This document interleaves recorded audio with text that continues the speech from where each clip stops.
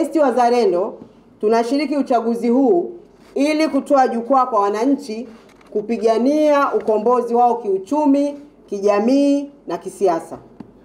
Tunaenda kutoa jukwaa kwa wananchi kuikataa Chama cha Mapinduzi.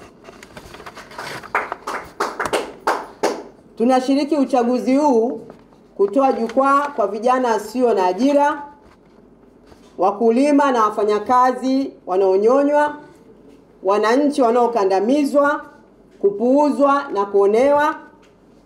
Tunatoa fursa hii kwa wananchi kuikataa CCM. Tunashiriki kupigania taifa la wote kwa maslahi ya wote. Katika kuhitimisha, naomba kuweka bayana kuwa chama cha ACT Wazalendo tutaendeleza mapambano ya kupigania mageuzi ya mfumo wa uchaguzi hadi dakika ya mwisho.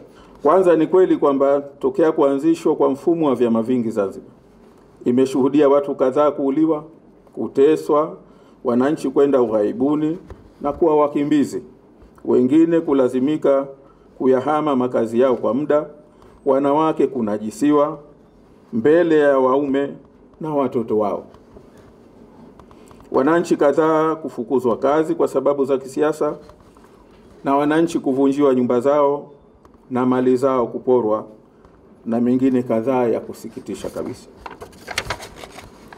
Lakini ukweli mwingine ulio wazi ni kuwa hata katika mashaka yote hayo, Wazanzibari wa miongo yote mitatu ya siasa za vyama vingi, kwa wingi na kwa umoja wao, wamekuwa wakiwapa watawala jibu lile lile moja, kwamba wamewakataa. Hakuna uchaguzi wowote ambao watawala wamefanikiwa kushinda kihalali Zanzibar kwenye mikondo yote 6 mfululizo. Bahati nzuri jambo hili sasa linashuhudiwa na hata na wanachama waandamizi wa chama.